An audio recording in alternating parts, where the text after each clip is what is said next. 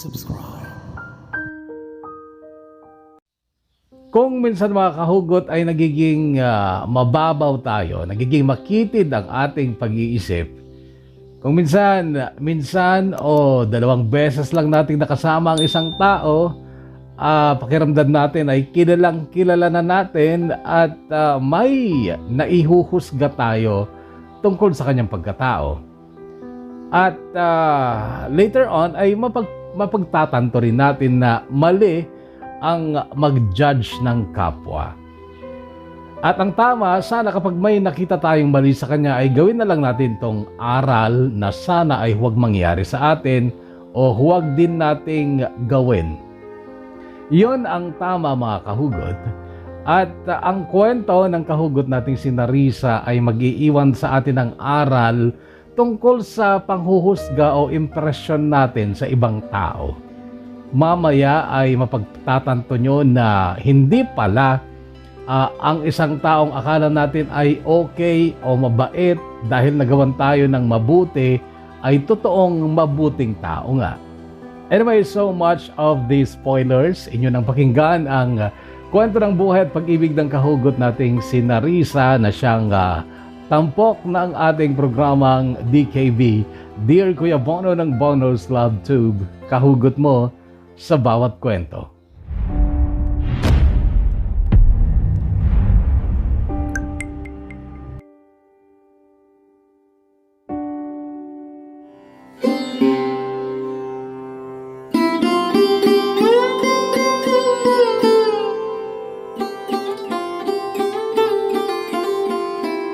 Dear Kuya Bono, magandang oras po sa lahat. Ako po si Narisa. Isa sa pinaka-addict na subscriber mo sa lahat ng channels mo, kahit na kung tutuusin ay bago lang ako kasi noon lang magsimula ang pandemic ako nagsimulang ma-addict sa pagsubaybay sa mga kwento mo. Bago ko ni-discover ang channel mo ay nahumaling muna ako sa mga teleserye at pelikulang libre sa YouTube. Kaya lang ay nakakasagabal naman sa trabaho ang panunood. Nagagalit ang asawa ko kapag natitigil ako sa paggawa. Bakit di na lang daw ako umupo sa bahay at manood na lang? Kaya nung madiskubre ko ang DKB ay napagtanto ko na mas mainam ito kasi hindi mo kailangang manood. Makikinig ka lang. Hindi mo rin kailangang magbasa gaya ng sa Wattpad kasi makikinig ka nga lang at tuloy-tuloy ang trabaho. Liban lang kung kailangan ding punasin ang luhang papatak para hindi mahalo sa minamasa kong gagawing pandesal. Ito kasi ang kabuhayan namin ngayon Kuya Bono, paggawa ng mga tinapay. Ito ang kinalakhang kong trabaho noon sa Maynila at Nueva Ecija. Panadera kasi si inay at sabi niya kahit daw nung maliit pa ako ay sinasama niya ako sa bakery dahil walang mag-aalaga sa akin. Magulo ang pinagmulan kong pamilya Kuya Bono. Hindi ko nga kabisado ang ugat ng aming angkan eh. Ang alam ko lang tubong Visayas kami. Ang tatay ng lolo ko daw ay isang Sri Lankan. Si itay at ibang mga tito ko na kapatid niya ay mga mukhang Sri Lankan din. Ako meron ding konting wangis ng Sri Lankan. Pero kaya kong maging mukhang Sri Lankan talaga sa pamamagitan ng makeup na siyang number 1 hobby ko noong nagdadalaga na ako. Mahilig akong mag-makeup Kuya Bono at pangarap ko nga noon ang maging makeup artist. Kumuha ka nga ako ng vocational course na cosmetology noon eh. Hindi naman kasi ako nakatapos ng college. Hanggang second year lang sa kolehiyo ang inaabot ko sa kursong BSE, Major in English. Mahirap kasi ang buhay namin ni inay noon. Dadalawa lang kaming magkatuwang sa buhay kasi iniwan naman kami ng dati niyang kinakasama na si Tito Rodel. Kwento na lang ni inay, nakilala niya si Tito Rodel sa Butuan City kung saan kami nanggaling. Nagkaibigan daw sila, nagtiwala si mama sa kanya at isinama niya kami sa Valenzuela. Nagsama daw sila ng 2 taon pero muling nakatagpo ng iba si Tito Rodel at basta na lang kami iniwan. Maliit pa ako noon kaya't hindi ko na yon natatandaan. Noon ay kung ano-anong trabaho daw ang pinasok ni inay para may makain kami at may pambayad sa upa sa aming pangit na tirahan. Naglabada, nagtinda ng kung ano-ano hanggang sa mapasok siya sa panaderya at doon na siya nagtagal kasi mabait si Ma'am Lena na amo niya. At hanggang sa magdalaga na ako ay doon pa rin nagtatrabaho si inay. Noong mag-asawa ng taga San Jose City ang pangalawang anak ni Ma'am Lena na si Ate Elaine, ay kinuha niya kami. Dahil si inay ang mamamahala sa bubuksang panaderya ni Ate Elaine sa San Jose City. Sa apartment lang sila tumirang mag-asawa noon at ang katulong nila, kaya't kami ni inay ay naghanap ng matitirhan namin at natagpuan namin ito sa Barangay Caloocan, San Jose City. Maliit na bahay lang siya at hindi rin maganda pero may CR naman at kusina. Isa lang ang kwarto, may maliit na salas at maliit na balkonahe. Sa bahay na yon nabuo ang maraming pangyayari sa amin ng aking pinakamamahal na ina.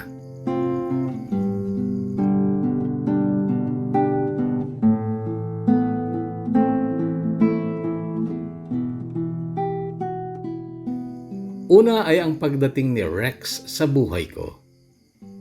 First year college ako nung makilala ko siya dahil siya ay kaibigan ng boyfriend ni Cherry na kaibigan ko naman. May cellphone na noon si Rex pero ako ay wala pa kaya wala akong naibigay na number sa kanya noong hingiin niya ito. Kaya lang kinagabihan ay kinagulat ko ang pagdating nilang tatlo sa harap ng tirahan namin. Siya at ang magjowang sina Cherry at Louie. Inasikaso namin sila. Naghanda pa nga ng merienda si inay. Pero hindi nagustuhan ni inay ang pagiging prangka ni Rex noon sa pagsasabing, "Nay, niligawan ko si Narisa ha." Nakangiti noon si Rex pero sinulyapan lang siya ni inay. Pero pag alis nila ay hinila ako ni inay at ang sabi niya, "Ang bata mo pa Narisa ha. Huwag ang pagkikipagligawan ng atupagin mo. Iginagapan ko ang pag-aaral mo kaya magseryoso ka, no?"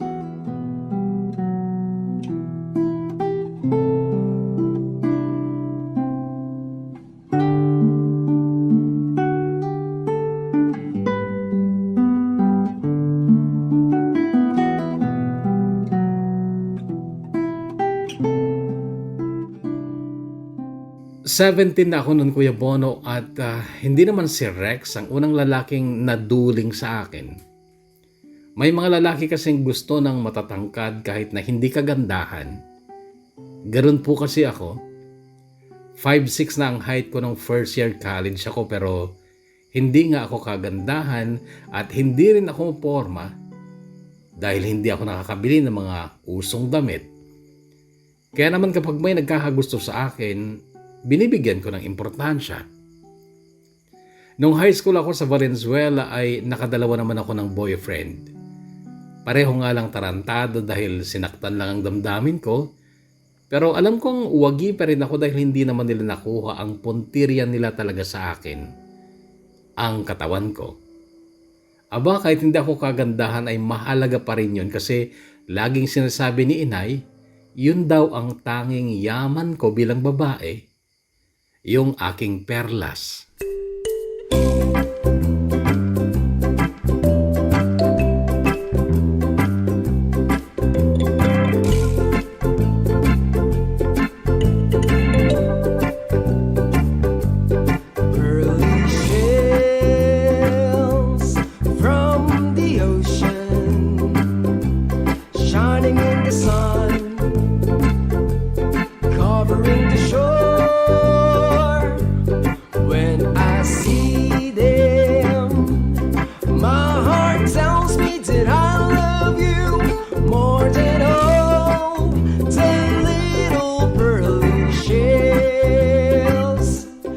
May itsura si Rex Kuya Bono at brusko sa kilos at salita.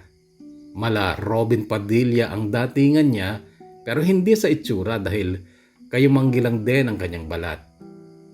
Laging nakatupi ang manggas ng medyo body fit niyang t-shirt. Kahit yung uniform na polo sa eskwela, tinutupi din niya ang manggas. Sa madaling salita na todo in love ako kay Rex at nabaliwala ang utos ni inay na huwag muna akong kumarengking. 3 buwan na kami ni Rex nung malaman ni inay at galit na galit ito sa akin. Sinabon ako at siguro umabot hanggang langit ang bula ng pananabon niya sa akin pero konti lang ang naintindihan ko dahil Bisaya ang ginamit niyang salita. Ganon kasi si inay Kuya Bono kapag galit na galit, nagbibisaya. Pero yawa lang ang naiintindihan ko. Sa Maynila kasi ako lumaki kaya't hindi talaga ako marunong mag-Cebuano. Wala pa rin namang nagawa si inay kundi tanggapin na may boyfriend na nga ako. Nung una, sinisimangutan niya si Rex kapag dadalaw ito sa bahay namin. Pero nakuha din ni Rex ang loob ni inay paglaon. Naalarma lang si inay nung biglang nagpakasal sina Cherry at Louie sa huwes. 19 lang noon si Cherry at 22 naman si Louie. Pero may laman na kasi noon ang tiyan ni Cherry. Ikaw Narisa ha, huwag kang gagaya dun kay Cherry. Makinig ka sa akin Narisa dahil napagdaanan ko ang hirap ng pagpapalaki sa'yo na nag-iisa ako. Inay, huwag kang mag-alala. Hindi pa ako mag-aasawa. Higpitan mo ang panty mo, Narisa. Huwag mong ibababa kapag binaban ni Rex ang brief niya. Ala, inay, ano bang sinasabi mo? Ay, naku, Narisa. May kasabihan sa Ingles. Tell me who your friends are and I tell you who you are. Nabuntis maaga yung kaibigan mong si Cherry. Baka maging ganun ka din.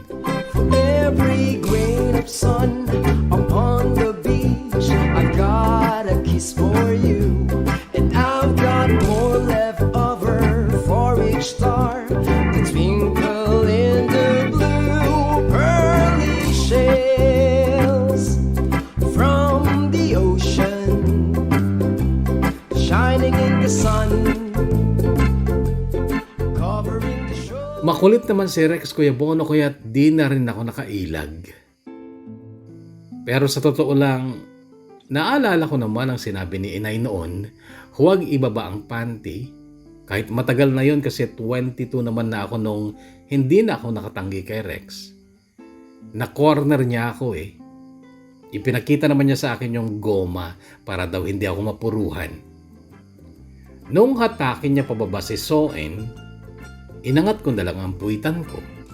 Kaya yun Kuya Bono, nakuha niya na ang aking pearly shell. Ten little pearly shells, more to know. 10 little pearly shells.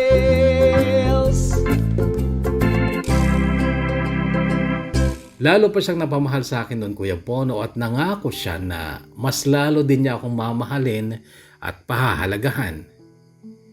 Hindi rin siya nakatapos ng college at namasukan siya sa construction. Ako naman ay sales lady noon sa palengke. Kakarampot ang sweldo Kuya Bono pero wala namang pagpipilian. Hindi naman kinaya ni inay na pag-aralin ako sa college at kahit tapos ako ng cosmetology, ay mas pinipili naman nila ang mga baklang beautician kesa sa mga babae. May mahigit 1 taon namang nag-construction si Rex noon. Namayat at nagkasakit kaya tumigil. Naging tambay at pabigat sa magulang dahil mahilig pang uminom at manigarilyo. Hinamon ko siya ng hiwalayan noon dahil nai-stress na rin ako. Ni hindi ko na siya kayang ipagtanggol kay inay kasi nagiging tama si inay sa mga sinasabi niyang magiging pabigat lang sa buhay ko si Rex kapag nagkataon. Lasing si Rex nung i-break ko siya. Niyabangan pa niya ako at ang sabi niya, sinong tinakot mo? Ako? Maraming babae dyan, no?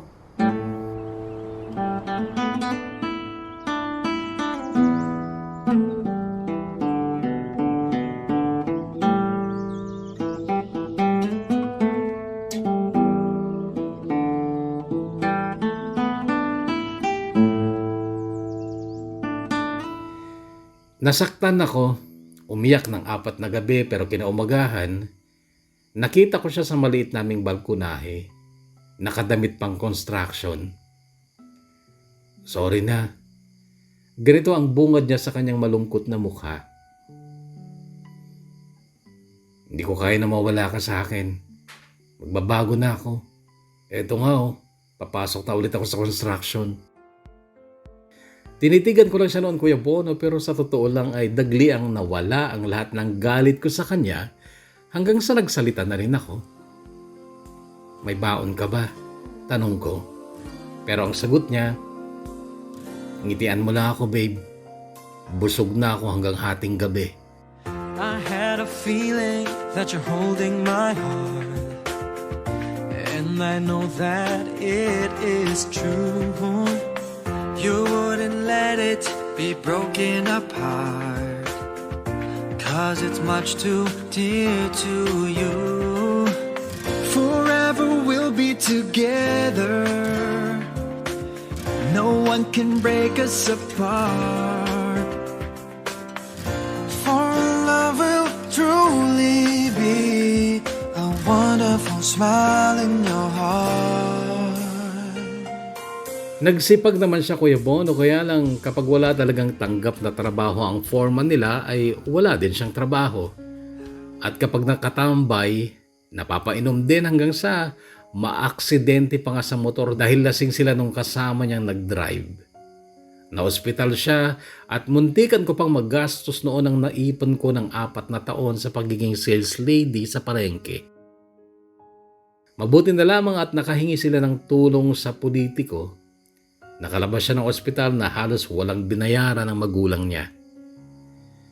May ibang gustong manligaw sa akin nun, Kuya Bono, pero mahal ko na talaga si Rex eh. Hindi ko na maitapon-tapon kahit alam kong makulimlim ang magiging kinabukasan ko sa kanya. Kaya ako na lang ang nag-isip ng paraan.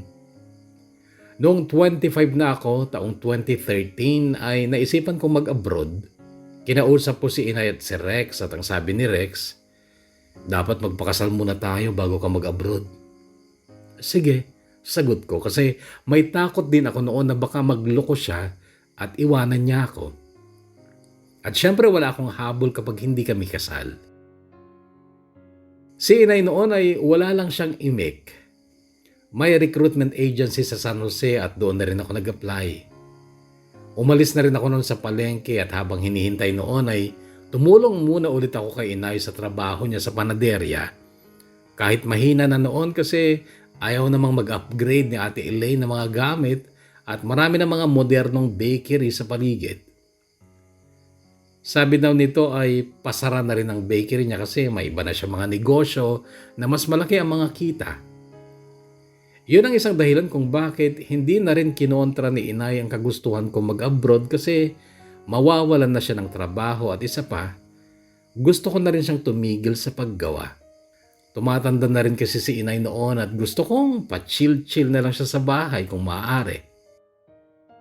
Isa pa yung bahay, pangarap ko din na magkaroon kami ng sarili naming bahay para hindi na kami nangungupahan.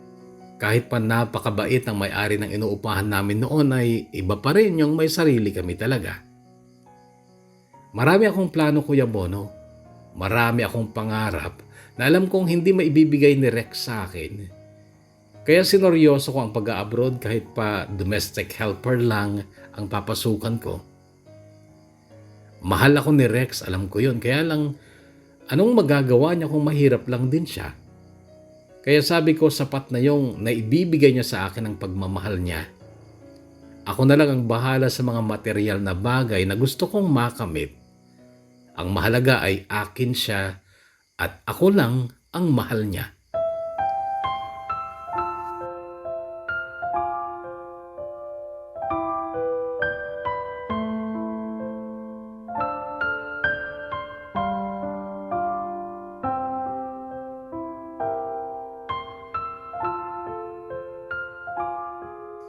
Nagkatarantahan kami nung biglang tumawag sa akin ng agency.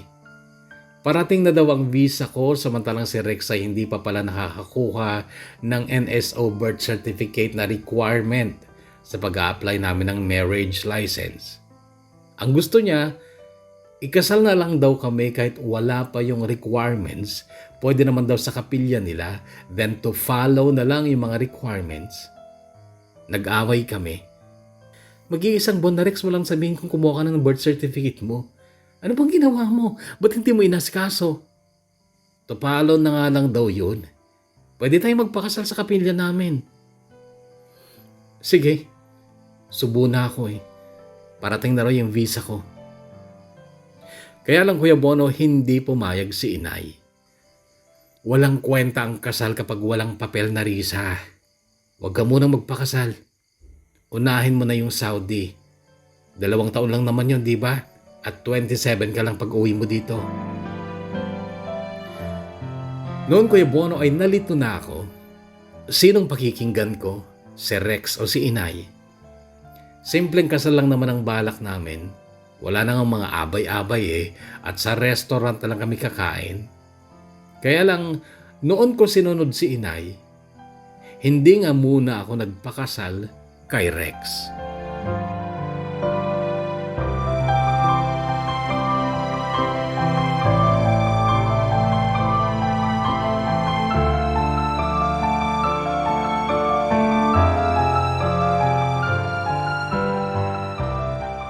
August 2013, nag-flight ako papuntang Abha, Saudi Arabia.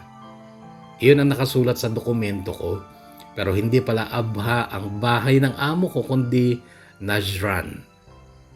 Sa Abha International Airport lang ako sinundo at nasa akin noon ang kakaibang excitement kasi nasa ibang lupain na ako. Nakasakay na ako sa eroplano at titira na ako sa siguro malamansyong bahay ng amo ko. Kaya lang hanggang doon lang yung saya at excitement kasi ilang araw pa lang ako sa bahay ng amo ko ay nagliyab na ang apoy ng impyerno.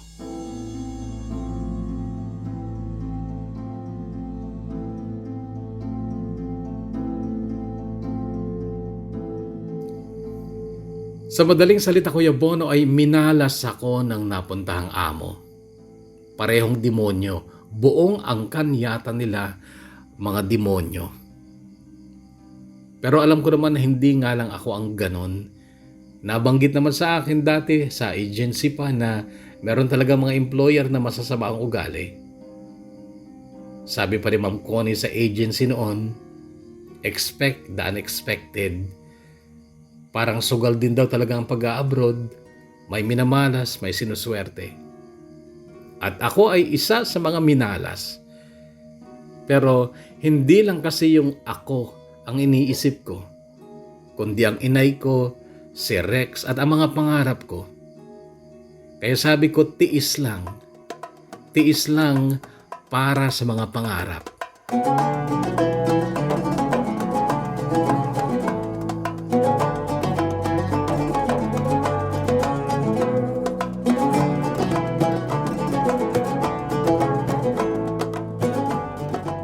Parang baryo lang yung lugar ng amo ko Kuya Bono pero dahil nga sa mayamang bansa yon ay simentado lahat ng lansangan at sidewalk. Malalaki ang mga bahay pero liblib siya. Isang klaseng puno lang ang nakikita ko sa paligid noon, yun lang mga puno ng dates. Matataas ang mga bakod ng mga bahay, maliliit ang mga bintana pero ang buong bahay ay nakakalula. May nadatnan na ako doon, itim na kadama. Ethiopian daw siya pero hindi ko naman nakakausap. May sarili siyang mundo at tanging ang amo lang namin ang kinakausap niya. Pagdating ko pa lang noon ay kinuha na kaagad sa akin ang passport at cellphone ko. Oo Kuya Bono, pati cellphone. 3 ang bahay sa loob ng compound at may 2 bastos na lalaki doon. Kapatid yata ng amo kong lalaki. Madalas akong hipuan. Hindi na lang ako umiimik. Tatakbo na lang ako kung kaya ko. Pero yung amo kong babae ang sama talaga ng ugali. Madamot sa pagkain at kahit nasa tabi niya na, ipapaabot pa. Pag nagkamali, sabunot, sampal.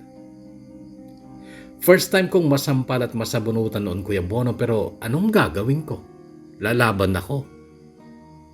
Expect the unexpected, sabi nga ng babae sa agency. Yun na lang ang kinintal ko sa isipan ko. Pero nung pasukin ako ng amo kong lalaki sa tulugan ko, yun ang hindi ko pinalagpas. Sinipa ko siya sa bayag noong kubabawin niya ako. E di napahiyaw siya sa sakit, sabay takbo ako sa labas. Pero nakita kong galit akong tinawag ng amo kong babae. Hindi ko agad sa mga sinabi.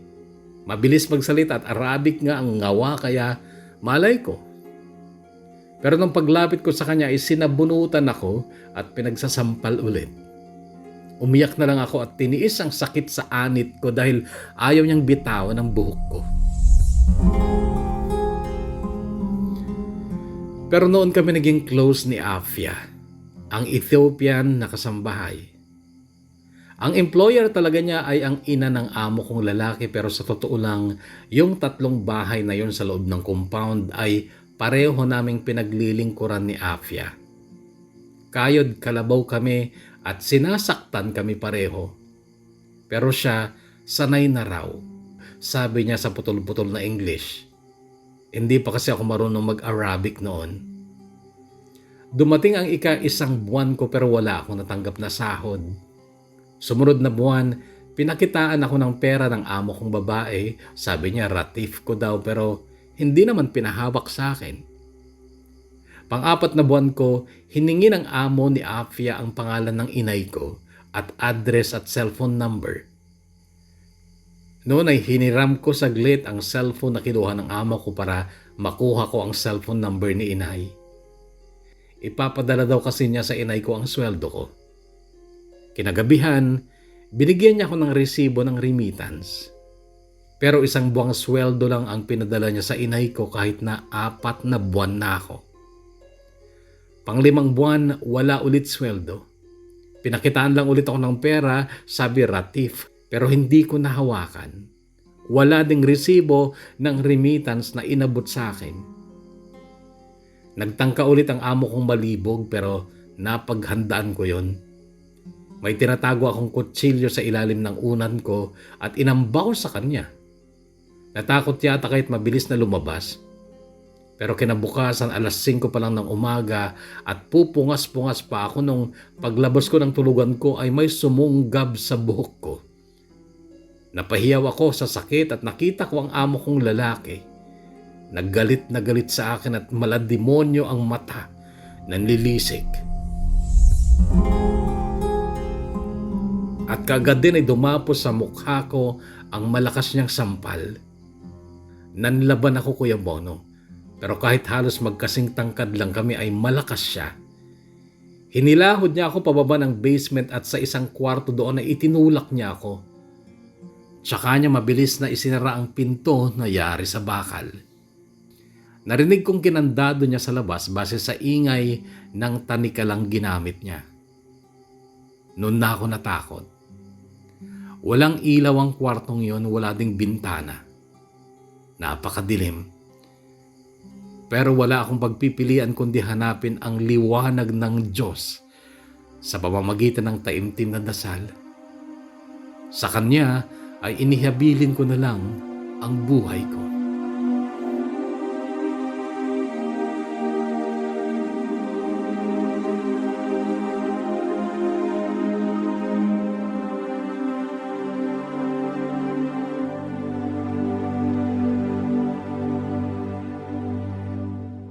Sa loob ng madilim na kwartong yun, Kuya Bono, ay hindi ako nag-ingay. Umiyak ako ng tahimik hanggang sa makatulog ako dahil na rin sa mga sakit sa katawan ko gawa ng panggugulpi sa akin ng amo kong lalaki. Hindi ko alam kung gaano katagal ako nakatulog. Nagising lang ako nang may gumalaw sa katawan ko at hinihila ako. Dahil sa liwanag mula sa bukas na pinto ay naaninag ko siya. Si Afia. "Come, Narisa, come. Faster!" Tarantang sabi niya. Patakbo kaming umakyat sa first floor pero hila-hila niya ako. May dinampot siya sa ilalim ng sofa. Nakita ko ang abaya ko at nakapaloob doon ng folder ko na naglalaman ng mga dokumento ko at mabilis niya itong inabot sa akin. Kasabay na rin ang pagpapasuot niya sa akin ng abaya ko. "You run outside, okay? Faster, very fast." Hingal na sabi ni Afia. "Where will I go?" Tanong ko. I don't know. Allah will bless you, sabi niya. Sinunod ko na lang siya, Kuya Bono, at patakbo kong tinungo ang gate. Bukas naman ito at sabi ko bahala na, basta tatakbo na lang ako. Kaso may mga tao, mga lalaki sa kanto sa tapat ng bakala at may sinasabi sila.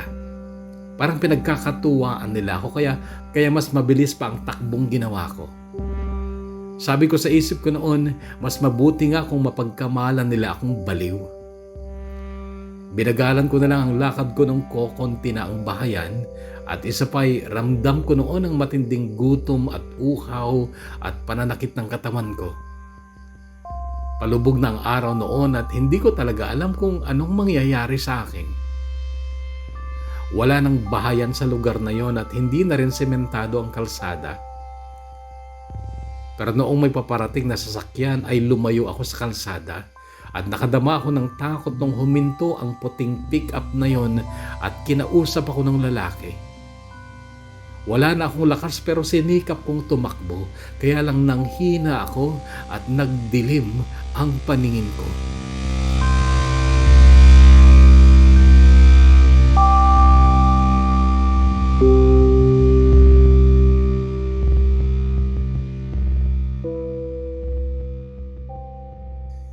Noong magkamalay ako ay nasa isang kwarto ako, pangit at magulong kwarto. Dahan-dahan akong bumangon kahit nanghihina ako at ang daming masakit sa katawan ko. Nung bumukas ang pinto, isang lalaki ang pumasok. "You okay?" tanong niya. Hindi ako sumagot. "Mamushkila, ana, kwais rajul." Natatandaan ko pa hanggang ngayon ang sinabi niyang ito. Siya si Santano, Kuya Bono, ang aking tagapagligtas.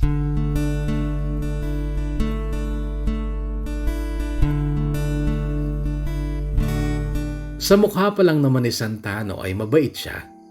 Hindi nga lang din bihasa sa English kaya't hirap kaming makapag-usap ng maayos. Pinakain niya ako at noong matapos akong kumain ay tumanaw ako sa bintana at nakita kong walang bahay sa paligid. Nung una ay nagtaka pa ako at ang tanong ng isip ko ay nasa Saudi pa ba ako? Kasi kahit hindi gaanong maliwanag ang buwan noon ay mga tanim ang nakita ko.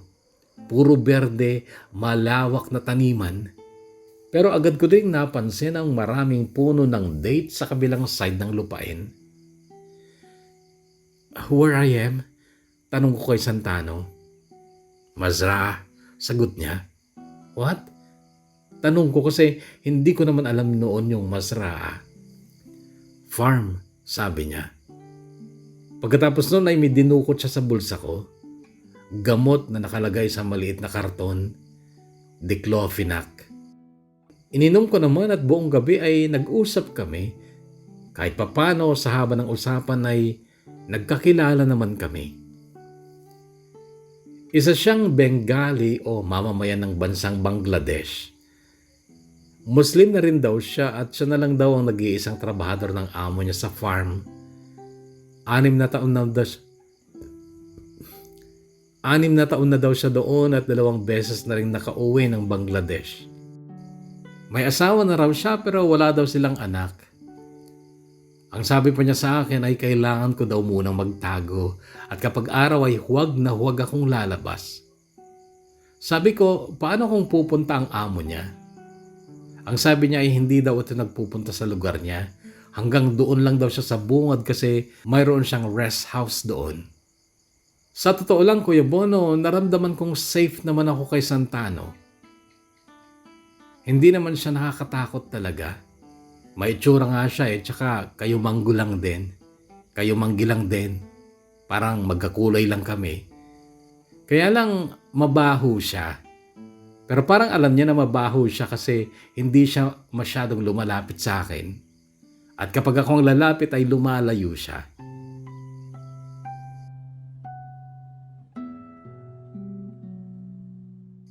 Nung antukin na siya ay naglatag siya sa lumang sofa sa tapat ng lutuan o banggerahan. Pumasok naman ako sa silid at nilak ko ang pinto. Nasulyapan ko ang folder ko at noon ay binuksan ko yon, pero parang binambo ang dibdib ko nung makita kong wala doon ang passport at ikama ko.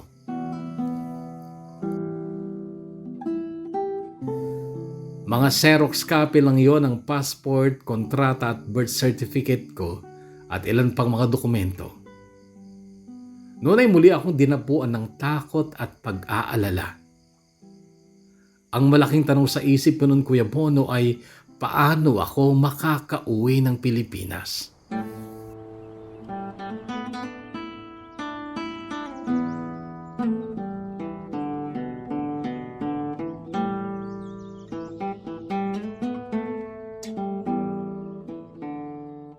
Takot din si Santano, Kuya Bono, kasi siyempre malaking kasalanan din sa batas ng Saudi na siya ay nagkakanlong ng isang takas na kadama na hindi niya kaano-ano at siya ay may asawa na sa kanila. Kaya nakisama din talaga ako at sinunod ko lahat ng bilin niya. Gumawa pa nga siya ng dingding sa tabi ng dingding, tsaka niya nilagyan ng kortina. Doon daw ako magtatago kapag may tao.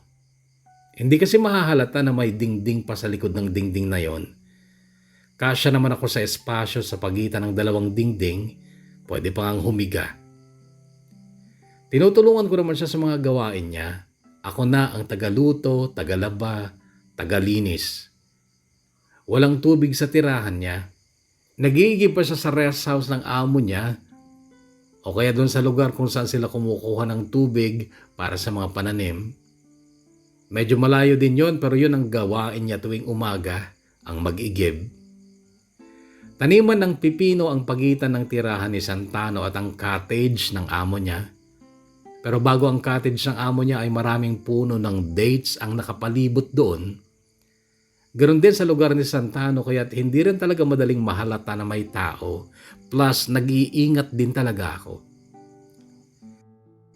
Nag-aalala din ako noon para kay Afia, yung kasama ko sa bahay. Baka kasi kung ano nang ginawa sa kanya ng amo namin dahil sa pagpapatakas niya sa akin. Iniimikan lagi ako ni Santano kapag nakita niyang nakatulala ako. Smile, Allah loves you. Lagi niyang sinasabi yun with ngiti. Nung gabing yun habang kumakain kami ay sinabi niyang bukas ay pupunta siya sa bayan. Biyernes kasi kinabukasan noon. I will buy dress for you, sabi pa niya. Okay, thank you. Sagot ko na lang kasi wala talaga akong nakuhang damit ko kundi yung suot ko lang noon at yung abaya. Pagkatapos nga namin mag-almusal kinabukasan ay nagpunta na siya. At pagdating niya kinagabihan ay napakarami niyang dala. Pero mas napansin ko ang bagong gitara na bitbit niya. Can you play guitar? Nakangiting tanong ko. Yes, I sing also, sagot niya. Pero binaba niya ang gitara at binuksan muna niya ang mga supot na dala niya. Napansin ko ang mga sabon, lotion, shampoo, conditioner at pabango. Napatingin ako sa mukha niya. Why? Tanong niya. This lotion and conditioner for me? Yes, for you. And sabi niya sabay bukas ng isa pang supot at sari-saring pagkain, prutas, biscuits, chocolates. And also this. Sabi niya sabay abot ng pinakamalaking supot na alam kong mga damit ang laman. Pero nabuksan ko lang ang supot na mga damit noong nasa kwarto na ako. At hindi ko napigilan ng mapatawa nang makita ko ang kulay pulang lingerie o sexing pantulog. Na satin ang tela. Hindi ako gumagamit ng ganun at never pa akong bumili ng ganun kasexing pantulog. Pero nilak ko ang pinto, tsaka ako isinuot. Natatawa ako kasi sa totoo lang ay bagay naman sa akin. Nakakainis nga lang yung mga pasa ko sa katawan noon na medyo halata pa rin. Pero inilugay ko ang buhok ko tsaka ako sumayaw-sayaw sa harap ng salamin na para bang wala akong problema. Hanggang sa pakiramdam ko tuluyan na akong nabaliw. Nagwisik ako ng pabangong binili ni Santano at saka ako binuksan ng pinto at dati nang nakatingin si Santano sa akin, nakasalampak siya sa carpet. Pumose ako sa hamba ng pinto at ang sabi ko, "Hi baby, am I sexy for you?"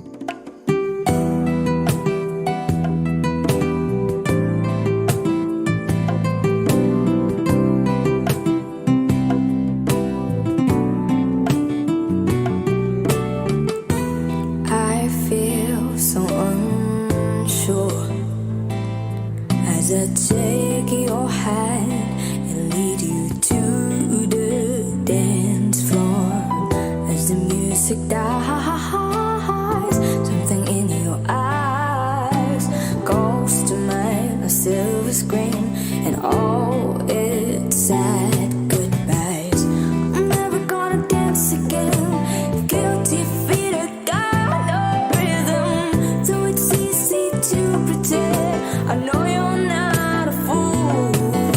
Should've known better than to cheat a friend in ways a chance that I didn't give it. I'm never gonna dance again the way I dance with you. In fairness, nakita ko naman sa mga bilugang mata ni Santano na namangha siya sa nakita niyang katawan ko. Char. Pero tinawanan lang niya ako at saka niya ako sinanyasang pumasok sa kwarto ko at isara ang pinto. Pilit kong inaalala noon ang number ni Rex. Kung bakit kasi hindi ko na-memorize. Mas lalo namang hindi ko kabisado ang number ni Inay kasi kabibili ko lang yung cellphone niya nung bago ako umalis. May cellphone kasi si Santano pero basic phone lang yon, dipindot. Para sana makatawag pa rin ako kay Rex o kaya kay Inay. Kaya lang hindi ko talaga maalala ang number ni Rex. Nagamit ko ang espasyo sa pagitan ng dalawang dingding ng 3 araw noong panahon ng harvest kasi may ibang lalaking dumating na tumulong kay Santano para mag-ani. Narinig ko lang mga boses nila pero hindi ko sila nakikita. Hindi naman buong araw ako sa taguan kasi kapag nagtatrabaho sila sa farm ay pwede naman akong lumabas, mag-CR, kumain. Isa pa, sinuguro din talaga ni Santano na walang butas na masisilipan sa mga pinto at bintana. Lagi niyang chine-check ang makakapal na kortina. 3 buwan, Kuya Bono, bago ako nakadama na talaga ng sobrang pagkainip. Sumagad na noon ang pagka-boring ko at sinabi ko yun kay Santano. "I will go back to my boss," sabi ko. Sumenyas siya. Gigilitan daw ako sa liig. "I'm bored here, Santano. And till when will I hide? Forever? Stay here forever? What if you go home to Bangladesh when your contract is finished? What about me, huh? What will happen to me?" "You come with me," sagot niya. "What? Are you dumbbell? I have no passport, no ikama. How can I go with you to Bangladesh? We fly? You have pakpak? Wings? You Superman?" Mainit na ang ulo ko doon, Kuya Bono, at alam kong nagiging ingrata na ako kay Santano. Pero talagang wala nang ibang paraan kundi ang bumalik na lang ako sa boss ko. Nakatingin lang si Santano noon sa mukha ko at bagyang nakangiti. At ang sabi niya, "Narisa, you want to marry me?" "What? Marry you? You are married, di ba? You have wife in Bangladesh?" "Yes, but that's okay. I can marry again." Noon ay lalong nakulta ang utak ko, Kuya Bono, pero sa totoo lang, kung ang pakakasalan siya ay makakaresolba sa problema ko, why not? Sa totoo lang, may gusto na nga ako sa kanya noon eh. Napakalaki ng pinagbago niya lalo na sa kanyang katawan. Napakalaki ng pinagbago niya lalo na sa kanyang katawan. Hindi na nga siya nagpapatubo ng bigote at balbas at lagi siyang mabango kasi nga dinadawni ko lagi ang mga damit namin at gabi-gabi siyang naliligo. At sa sobrang inip ko sa buhay noon ay hindi malayong aakitin ko na talaga siya. Kaya lang, paano ba yun? Pakakasalan ko siya, wala nga akong papeles. No ikama, Santano, no passport. How will I marry? I will talk to my boss. He will help me. What? Wait, Santano. You will tell your boss that I'm here? Yes. Sagot niya at noon ako kinabahan. Paano kung kilala ng boss niya yung boss ko? Okay. Sige, Santano. You talk to your boss. Sabi ko na lang kasabay ng pagpatak ng luha ko. Inihanda ko na lang noon ang sarili ko na mababalik na ako sa amo ko. Kahit bugbugin na ako, kahit rapin na ako, handa na ako. Basta pagkatapos ng kontrata ko ay pauwiin lang nila ako. Yun na lang, Kuya Bono, noon ang naging desisyon ko.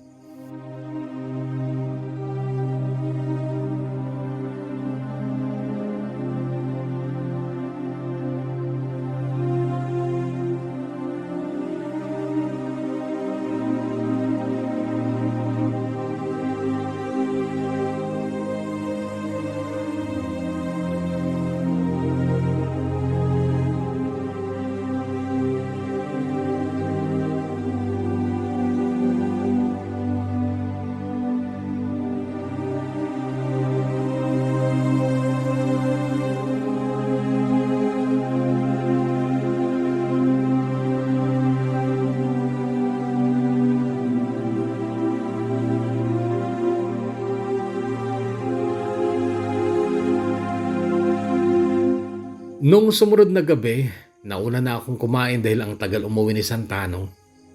Naidlip na nga ako bandang 8:00 pa lang dahil ang lamig ng klima noon at sobrang napakatahimik ng lugar na yon.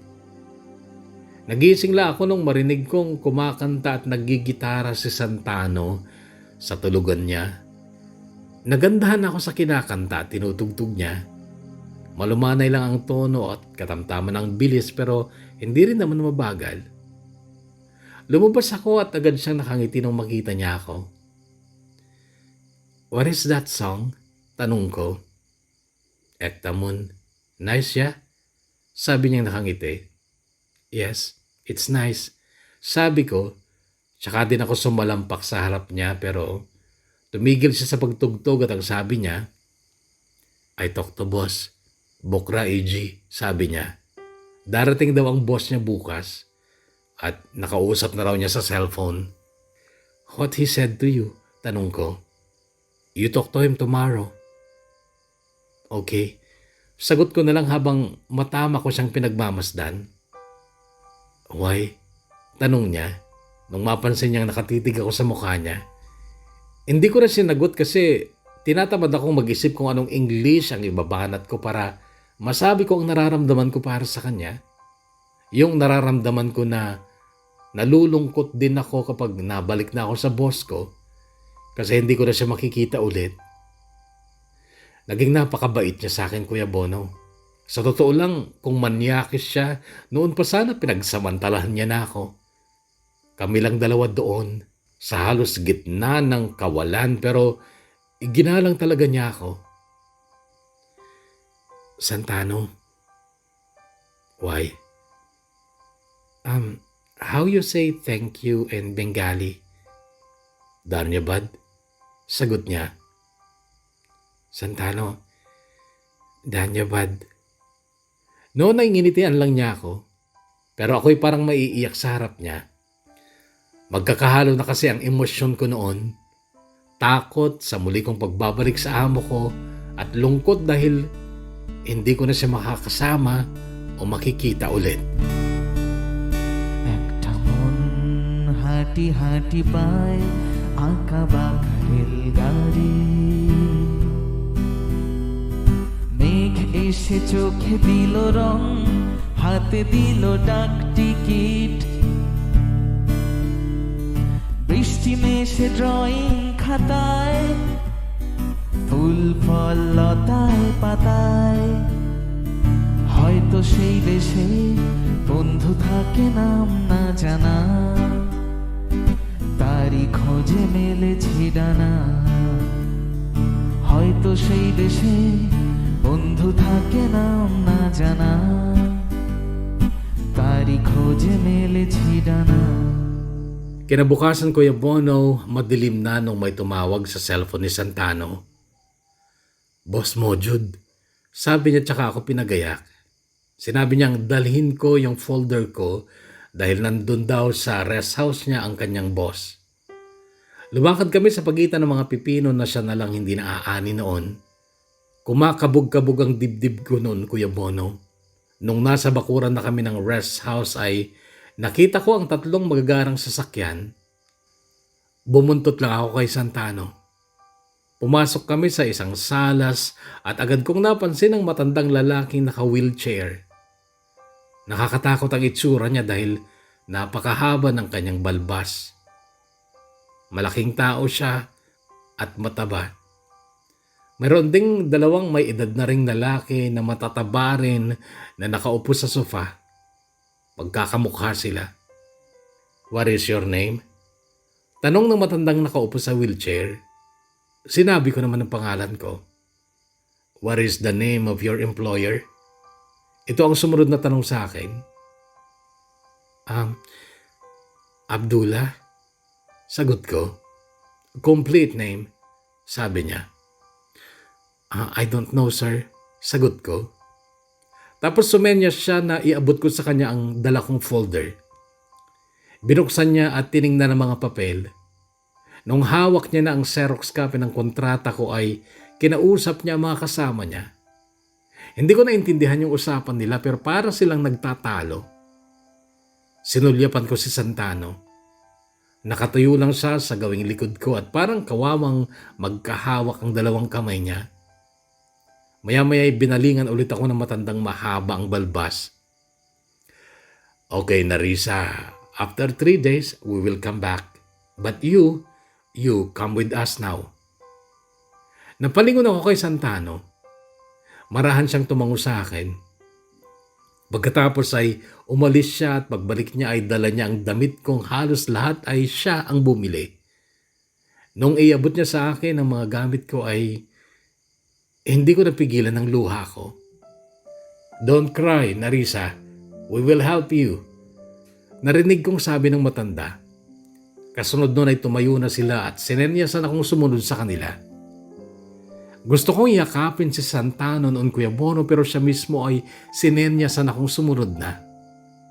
Umiiyak na ako noon pero siya ay bahagya pa rin nakangiti. Kaya't nagugulahan ako noon at natatakot. Sobrang napakahirap, Kuya Bono, ang nasa lugar ka na hindi mo naiintindihan yung salita nila. Umusal na lang ulit ako ng dasal noong nakasakay na ako sa sasakyan ng matanda. Lord, ikaw na pong bahala sa akin.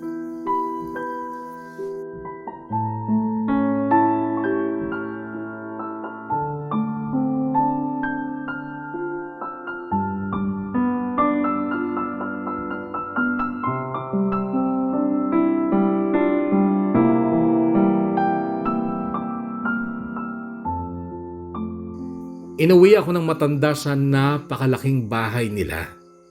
3 ang kadama, 1 itim at akala ko parehong Pinay yung 2 kaya nilapitan ko yung isang nakangiti at kinausap ko sa Tagalog pero Indonesian daw siya. Itinuro niya sa akin yung isa, yun daw ang Pilipina. Nilapitan ko naman ito, nginitian at binati pero hindi ako pinansin. Yung Indonesian ang kasabay kong kumain noon ng hapunan at inaya din niya ako sa kwarto niya kung saan din ako natulog. May 2 kasing maliliit na kama doon. Marunong naman siya mag-English at agad niyang nasabi na masama daw talaga ang ugali ng Mirna, yung Pinay na kadama. 10:00 ng gabi tinawag ako ng matanda sa kabilang bahay. Akala ko bahay pero parang opisina pala. May mga matatandang lalaki ulit doon at doon ay pinagkwento nila ako sa mga ginawa sa akin ng dati kong amo. Kinuwento ko naman lahat. Pagkatapos nun ay pinabalik na ako sa malaking bahay. Muli kong nilapitan si Mirna. Sabi ko, "Kabayan, may Facebook ka ba?" Tanong ko. "Meron, bakit?" Pwede ba ako makilog-in? May i-chat lang ako. Wala akong data. Sagot niya, tsaka ako iniwan. Totoo pala, masama nga ang ugali niya.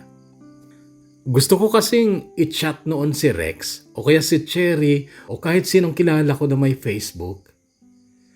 Kaso, hindi talaga friendly si Kabayan kaya sinubukan ko kay Anya yung Indonesian pero wala din daw siyang data.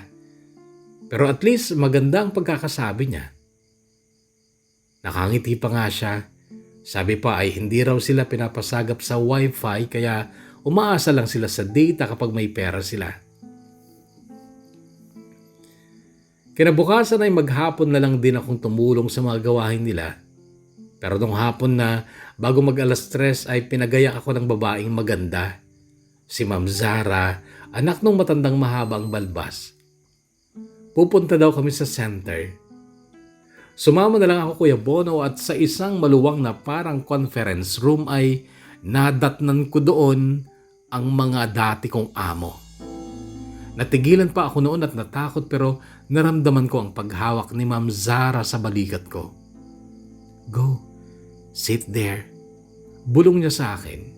Sinunod ko naman siya at doon Kuya Bono ay muli nila akong pinagsalaysay sa lahat ng ginawa sa akin ng mga amo ko kahit ang mga ito ay nakaharap sa akin. Nagtaas sila ng boses, dinuro-duro pa ako ng amo kong babae at tinangka pa akong sampalin ulit. Pero sinigawan siya ng isa pang matandang lalaki na mahaba din ang balbas. Pinagalitan silang dalawa. Hindi ko naintindihan pero kita ko sa mukha nila nagalit na galit sila sa dalawa kong amo. Natapos ang usapang yun at para akong nabunutan ng tinik sa dibdib ko noong umalis sa mga dati kong amo pero hindi nila ako isinama. Umuwi kami at sa kotse pa rin ni Ma'am Zara ako sumakay. Magkatabi kami sa likod kasi mayroon siyang driver. At ang sabi niya sa akin, "You are now free from your boss. They can never touch you again."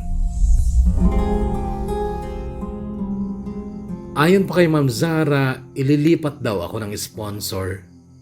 Magbabayad daw ang tatay niya sa dati kong amo para sa mga nagastos nito sa pagpunta ko ng Saudi. Pero babayaran din daw ng dati kong amo yung mga sweldo na hindi na ibigay sa akin. Kaya lang yung pera ay mapupunta na sa tatay ni Ma'am Zara kasi nga gagastos naman ito para sa transfer of sponsorship. At kulang pa nga daw yung sweldo ko para doon. In short, kina Ma'am Zara na ako napunta. At okay lang sa akin yun lalo na nung makaraan ng 2 araw ay may pinapirmahan sila sa akin at kasabay nun ay ibinigay na sa akin ang passport at ang cellphone ko. Sobrang tuwa ko noon Kuya Bono dahil nabalik yung cellphone ko. Ang problema ko lang noon ay load. Wala akong kapera-pera at kailangan kong bumili ng call card. Nung gabing yun ay nasa likod ako ng bahay. Hawak ko ang cellphone ko. Nakaupo ako sa malaking batong kulay puti na inukit para maging upuan. Full charge na noon ang phone ko at pinagmamasdan ko ang mga litrato doon. Mga litrato namin ni Rex, ang karamihan. Siyempre, litrato din ni Inay. Hindi ko napigilan ng luha ko noon Kuya Bono dahil miss na miss ko na ang inay ko at si Rex. Are you okay, Narisa? Narinig kong boses ni Ma'am Zara sa likod ko. Pinunas ko ang luha ko noon bago ako sumugot ng, "Yes ma'am, I'm okay." "Good. I will go to Jeddah. You will not see me for maybe 1 week or more. But you will be fine here, okay?" "Yes ma'am, I'm okay here." Narisa, my mother will talk to you tomorrow about your decision to convert your religion to Islam. You will go with her and you will do things, okay? Noon Kuya Bono ay nagtaka ako. Bakit kailangan ko magpa-convert sa Islam? May usapan ba kami? Wala naman akong maalala. Do you have any question, Narisa? Tanong pa sa akin ni Ma'am Zara nung natahimik ako. Ma'am Zara, I need a load. Load? What is load? Load for cellphone, ma'am. I want to call my mother but I don't have load. Ah, call card. What is your network? STC, ma'am. Okay, come with me to my room. I have free Marhaba card for you.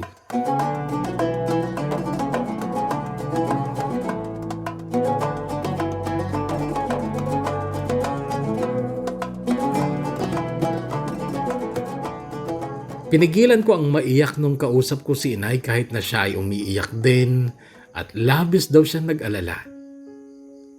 Alas 11 na noon ng gabi sa Saudi, alas 6 sa Pilipinas. Kwento ko na lang kay inay na nalipat lang ako ng amo kasi buwisit yung una kong amo. Tinanong ko din sa kanya si Rex. Minsan lang nagpunta dito. Nung nangutang lang ng pera pero ilang buwan na, hindi na nagbalik. Balita ko laging lasing. Sinong nagbalita? Tawagan mo si Cherry, sa kanya magtanong. Tinawagan ko si Rex, Kuya Bono, pero hindi sumasagot. Kaya si Cherry ang tinawagan ko at ang sabi, siguro nag-aalala sa'yo kasi nga ang tagal mo hindi nagpaparamdam sa kanya. Kaya naglalasing. Siguro, ba't di mo kasi tawagan? Hindi sumasagot eh. Sabi ko pero makaraan ng isang oras ay tinawagan ko si Rex. At sumagot na at sa boses pa lang niya ay halatang lasing siya.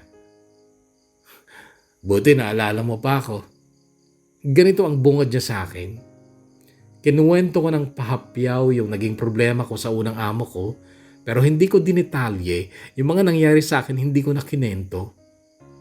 Nire-rape ka ba? Ito talaga ang narinig ko sa kanya. Ibigay mo na lang kapag ganon.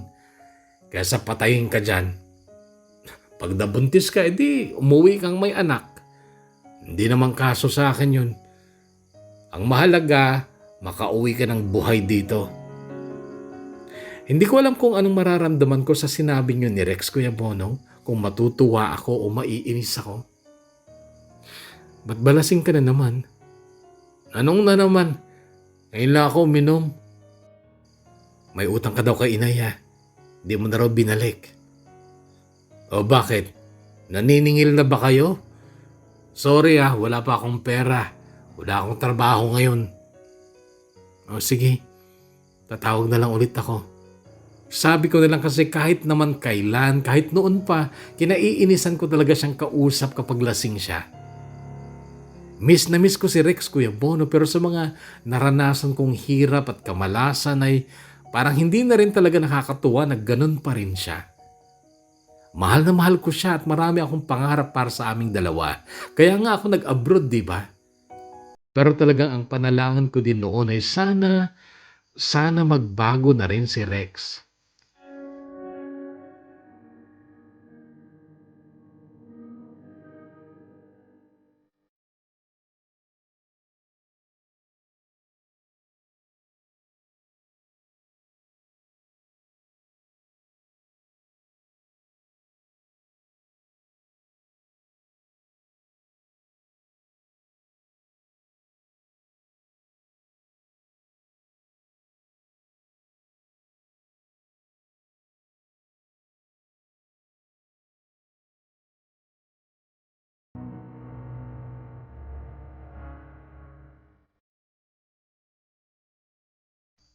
Sa pamamagitan ni Ma'am Naura, ang nanay ni Ma'am Zara ay nagpa-convert ako sa Islam. Kahit na hindi ko talaga alam noon kung bakit kailangan yon. Si Anya na Indonesian ay dati ng Muslim. Ganon din yung kadama na Sudani na kasama namin. Hindi ko alam kung Muslim na rin si Mirna dahil talagang hindi siya nakikipag-usap sa akin. Nagpatianod na lang ako sa gusto ng mga amo ko hanggang sa noong pang-5 araw ko nang nagsasala kasama si Ma'am Naura ay may narinig ako sa kanya at ang sabi niya, Santano is a very good man. I believe he will be a good husband for you. Nagtaka ako noon, Kuya Bono, kung bakit nabanggit niya si Santano. Why, ma'am? Tanong ko. Why? Why you said he will be my husband? Siya naman ang parang nagtaka. Because you will marry him sa... Ako ay muling natigilan. That is why you converted to Islam, so that you can marry Santano here. But ma'am, Santano is married in Bangladesh. He can marry you, Narisa, under our religious law.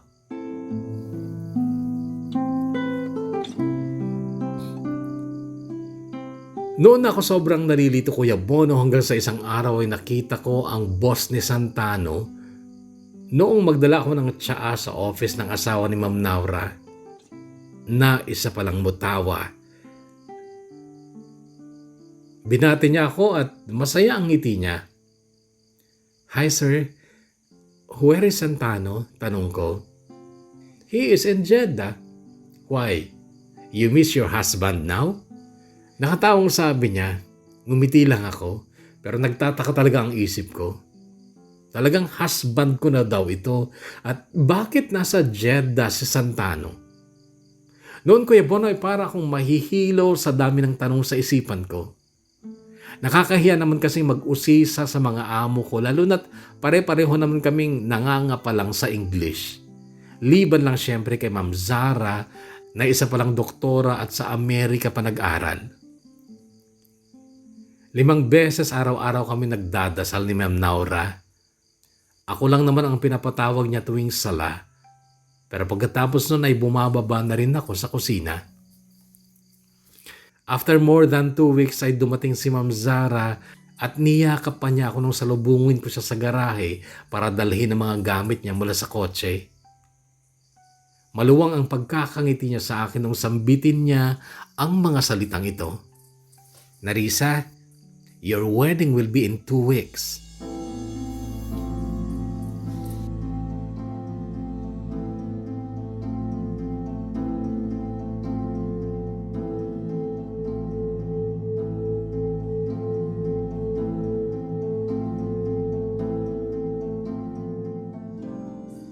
Saktong 1 buwan ko kina Ma'am Zara ay inabot nila sa akin ang sweldo ko na mas malaki pa kesa sa dati kong sweldo sa dati kong hinayupak na amo. Bumili agad ako ng call card sa bakala o store na malapit sa bahay nila. Pagbalik ko ng bahay, hinihintay pala ako ni Ma'am Zara. At ang sabi niya, Narisa, I will not be here tomorrow. I will go to Riyadh for 3 days.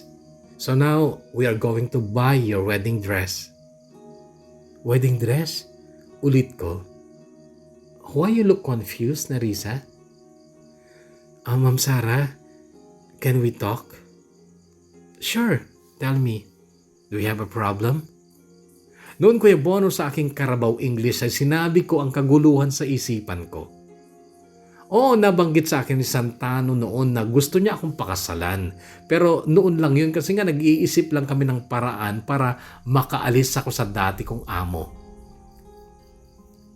Okay naman na ako kasi nalipat na nga ako ng amo kina Ma'am Zara. So ang pinagtataka ko noon ay kung bakit buong pamilya pa ni na Ma'am Zara ang mag-aabala para sa kasal na yun. Sinabi ko rin kay Ma'am Zara na may asawa si Santano sa Bangladesh at ako ay engaged na rin sa boyfriend kong si Rex. Nakinig siya sa mahaba kong kwento at pagkatapos nun ay nagsalita siya at ang sabi niya, Narisa, Santano was married with a girl under a traditional Buddhist wedding. And there's no registration, no paper that proves that he is a married man. He converted to Islam 2 years ago, so he is now a Muslim. Now, his wife in Bangladesh is barren. She cannot bear a child. Santano loves you, and he did everything for you, Narisa. He sacrificed his life for you. Now, about your fiancé in the Philippines, that one, I cannot answer. Only you can decide now if you want this marriage with Santano or not. But, Ma'am Zara, I am thinking, why you and your family is helping Santano for this wedding, you are not his employer. My Uncle Hassan is the employer of Santano. Uncle Hassan is the younger brother of my father. Santano saved the life of my father, Nerissa. That is why we are helping Santano. We owe so much from him. He saved your father's life? How, Mom? Nerissa, you know that Santano was with us in Jeddah for the last 3 weeks, right? Because Santano donated his other kidney to my father. He did that for you, Nerissa, because he is so much in love with you. Natigagal ako sa narinig kong yun kay Ma'am Zara. At hindi ko napigilan mapaluha doon sa pagkakatanto na kinailangang i-donate ni Santano yung kidney niya sa tatay ni Ma'am Zara para lang masave ako sa dati kong amo. But Nerissa, this is a family secret, okay? No one should know about this, so don't tell this to other kadama, okay? But Ma'am Zara, I am thinking about the wife of Santano in Bangladesh. I am also a woman, and I know it's not okay if your husband will marry another woman. Well, I will give you 3 hours to think, Nerissa. Like I told you, I will be very busy tomorrow and the days ahead. No one else in this house can go with you to buy your wedding dress. So, 3 hours, okay? Just knock on my door later on. And one more thing. We need a letter of consent from your father saying that he is giving you the permission to marry, okay? I have no father, Mom. Mother, you have? Tumango-tango na lang ako noon, Kuya Bono, kasi litong-lito na ako. Niloadan ko ang SIM card ko at agad kong tinawagan ng 2 mahahalagang tao sa buhay ko. Si Inay at si Rex.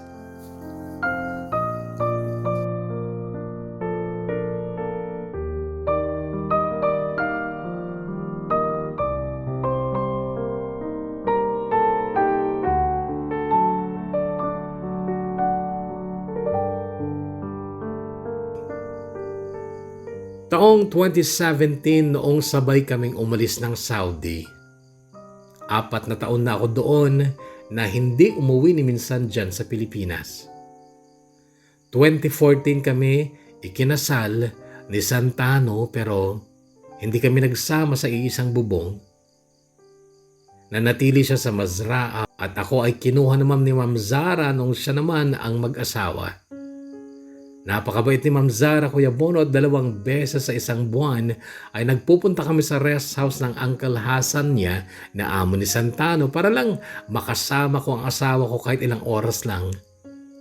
Nag-grocery pa kami ni Ma'am Zara para may abasto si Santano sa tirahan niya.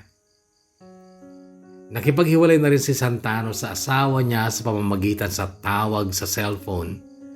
Pero hindi daw pumayag ang dati niyang asawa at binalaan pa siyang huwag na huwag magpapakita sa kanila dahil gaganti daw ang pamilya ng babae. Pero sabi ni Santano, nagalit lang daw ang mga yon kasi itinigil na rin niya ang pagpapadala ng pera sa dati niyang asawa. Ayon pa kay Santano, hindi raw istrikto ang kasal sa Buddhist. Ang lalaki nga daw ay pwedeng mag-asawa ng kahit 3 kasi wala naman daw legal na seremonya sa pagpapakasal sa kanyang dating relihiyon. Kaya huwag daw akong matakot. Sa kagustuhan ni Santano na magkaanak na kami at masimulan na ang pagbuo ng aming pamilya, ay umuwi kami dito sa Bangladesh pero hindi kami dumiretso sa lugar nila. Tumira kami sa isang pangit at mabahong lugar sa Dhaka, animo squatter, at agad akong nagreklamo kay Santano. Pero nakiusap siya na magtiis ako kahit 2 buwan lang daw habang nakikipag-ayos siya sa pamilya ng dati niyang asawa para makauwi na kami sa kanila. Kaso nagkasakit ako sa baga at nagka-allergy din. Noon na siya na-alarma at inuwi niya ako sa village nila, pero hindi sa mismong bahay ng magulang niya kasi galit din daw ang pamilya niya sa aming dalawa. Umupa lang kami ng maliit na bahay noon na pagmamay-ari din ng kamag-anak nila. Halos tabi lang ito ng riles ng tren at hindi ko rin nagustuhan kasi napakaingay sa tuwing dadaan ng tren. Nalaman ng kamag-anak ng dati niyang asawa kung saan kami nakatira at ilang beses din nilang pinagbabato ang bubong ng tirahan namin, tsaka sila sumisigaw na pagbabayaran daw ni Santano ang ginawa niya. Isang umaga, unang araw ni Santano sa pinasukan niyang trabaho, ay pinanood ko siya habang naglalakad sa release ng tren papunta sa gawi doon sa may train stop. At ang lakas ng kabog ng dibdib ko noon, Kuya Bono, gusto ko siyang sigawan, gusto ko siyang tawagin, pabalikin kasi pakiramdam ko parang may masamang mangyayari. Parang hindi ko na siya makikita ulit. Buong araw akong balisa noon. Panay ang tawag ko sa kanya pero sinasabihan niya akong huwag daw akong tawag ng tawag kasi nasa trabaho siya. Pasado 6:00 ay tumawag siya. Pauwi na raw siya. Para ako nabunutan ng tinik sa dibdib noon kaso pasado 8:00 na, malamig ng pagkaing niluto ko ay wala pa siya. Nakapatay na rin ang cellphone niya at noon ay hindi ko na napigilan ng maluha sa sobrang takot at pag-aalala. Wala akong mahingan ng tulong, Kuya Bono. Ang mga kapitbahay ay hindi nagsasalita ng English pero sinubukan ko pa rin kumatok sa katabing bahay namin na nakabatian din naman ni Santano. Marami siyang sinabi pero wala akong naintindihan.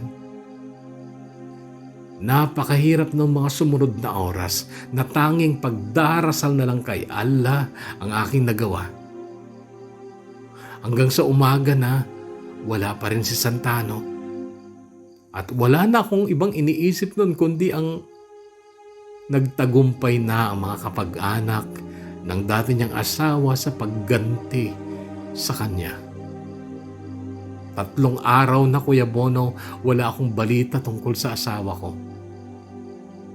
Noon ay sarili ko na ang inisip ko. May pera naman kami kahit papano at kaya kong bumili ng tiket pa uwi ng Pilipinas na siyang payo din ng inay ko. Nag-impake na ako.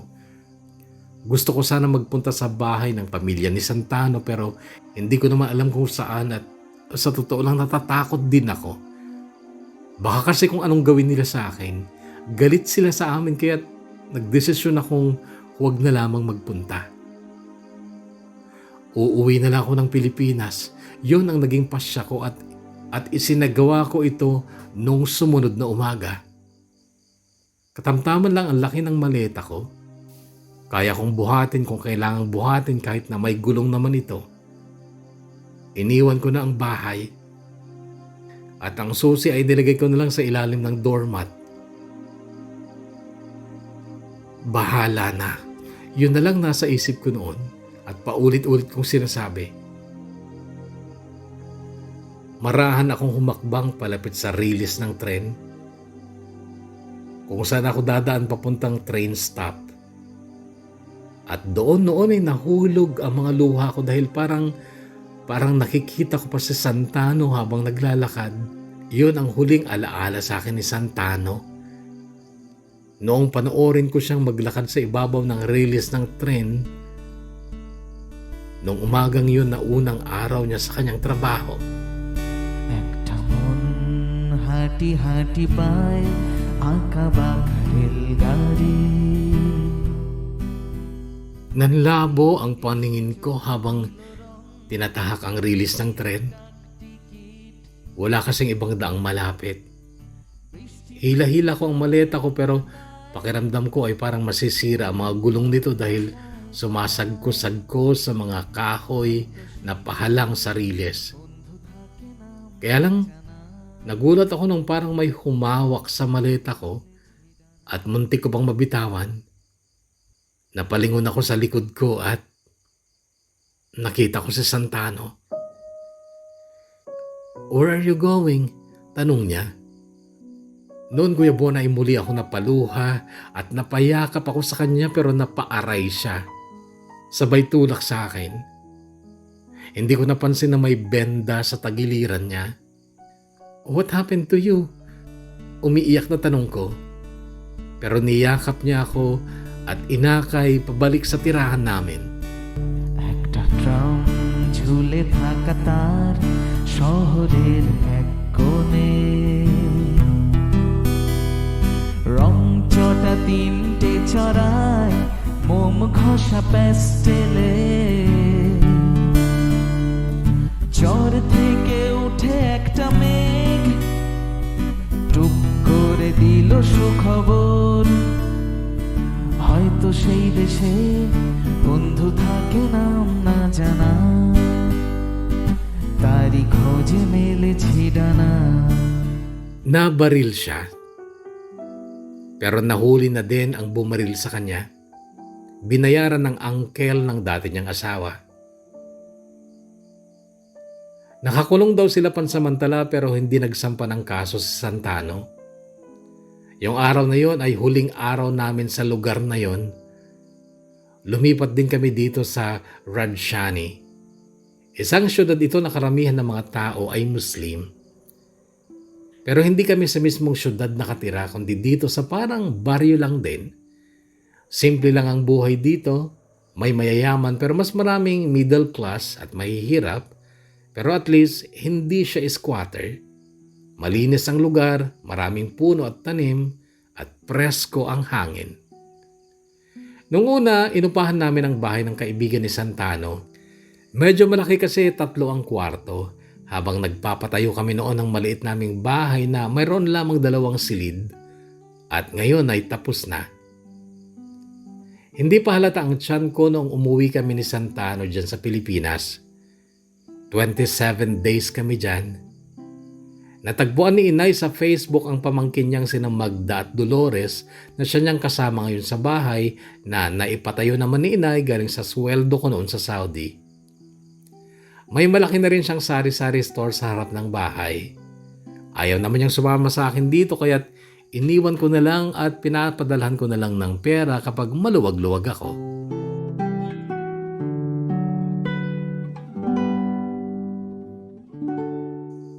Noon ay nagtaka naman ako dun sa anak ni Rex.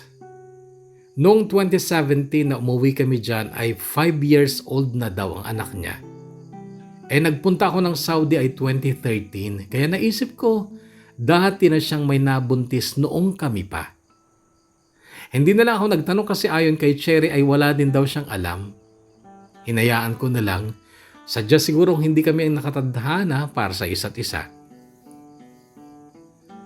5 months ang tiyan ko noong maisipan naming magbukas ng maliit na bakery kasi naniniwala ako na swerte sa negosyo kapag buntis. Kahit na Muslim na ako ay may mga pamanhiin pa rin naman ako. Gumawa kami ng mga Bengali staple bread gaya ng luchi pero sumugal ako sa pandesal. Hindi nila alam ang pandesal noon dito kaya napakatumal nung una. Pero sa tuwing may bibili ay sinasabi kong masarap yon kasabay ng kape o tsaa na may gatas. After 1 year ay lumakas ang benta ng pandesal at ngayon ay tinatangkilik na nila ang aming pandesal at mabenta ito tuwing umaga. August 9, 2018 noong isilang ko si Amir, ang baby namin ni Santano. At sobra akong napapahanga ni Santano sa pagmamahal niya sa aming anak. Mahigit 3 years old na ngayon si Amir, Kuya Bono, at siya ang sentro ng aming buhay. Noong mga unang taon namin dito, Kuya Bono, ay talagang hindi rin ako mapakali. Nakukonsensya din ako doon sa dating asawa ni Santano. Kahit na alam kong hindi na nila kami mapupuntahan dito kasi nga Muslim area ito. At baka hindi sila makalabas ng buhay kapag ginalaw kami. Kaya lang nung panahon ng pandemya ay medyo gumaan ang pakiramdam ko dahil yung dating asawa ni Santano ay nag-asawa na rin ng byudo na ang asawa ay namatay dahil sa COVID-19. Kaya ngayon ay may asawa na rin ang dating asawa ni Santano, kaya naman hindi na rin talaga mabigat sa konsensya ko. At masasabi kong tahimik na kami at namumuhay ng simple lang pero maligaya.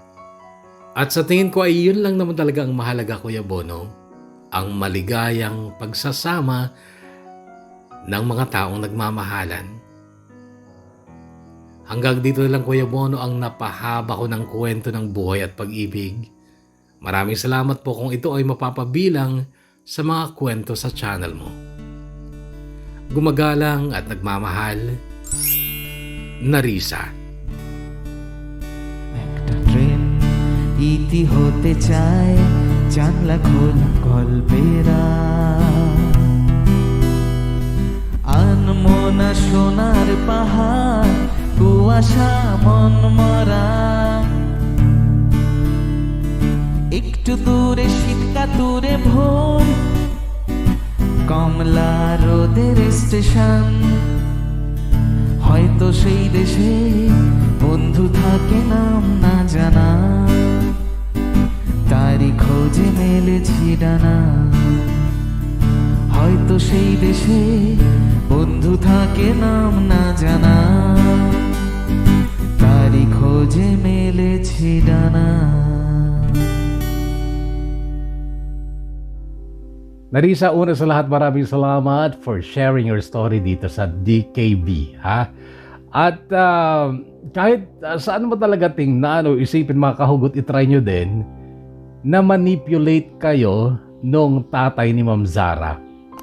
Well, sa positive side ay si Santano nakatulong doon sa kapatid ng kanyang amo na si Sir Hasan. Ang kapatid na Sir Hasan ay yung tatay ni Ma'am Zara, hindi ba, na may sakit sa kidney at kailangan ng transplant, at ang kidney ni Santano ay ibinigay niya dito kapalit ng tulong sa iyo na maialis ka sa walang hiya mong mga amo. Hindi ba mas maganda sana kung wala na lang kapalit yung pagtulong, hindi ba?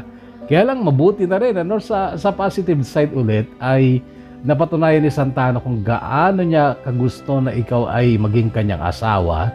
Pinatunayan niya ang kanyang pagmamahal sa iyo at ang kanyang magandang layunin sa iyo, hindi ba?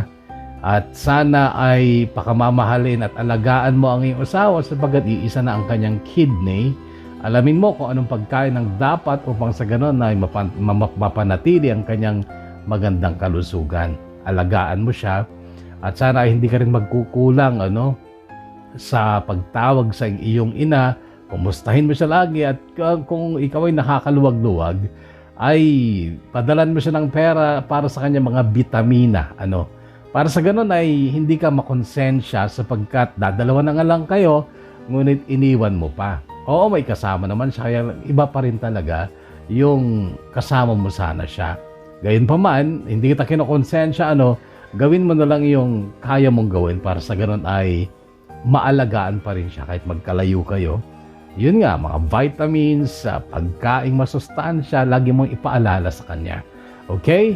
And I wish you happiness sa piling ng iyong asawa at ang iyong anak. And again, maraming salamat for sharing ang iyong kwento dito sa DKB. Mga kahugot, wala muna tayong shoutout ngayon sapagkat napahaba ang kwentong ito. Kasi po pag mahaba yung story, malaki rin yung memory. Pag 6GB o 7GB, napakatagal i-convert, napakatagal i-upload sa YouTube. Kaya naman, nadidelay ang pag-a-upload at kayo naman ay sa tingin ko naghihintay yung iba sa bagong kwento. Kaya sa susunod na lang po ang mga shoutouts. Promise yan, mga kahugot. So muli tayong magkakarinigan sa panibagong kwentong hatid ng DKB. Dear Kuya Bono ng Bono's Love Tube, kahugot mo sa bawat kwento. Stay healthy, kahugot, stay safe, and God bless us all.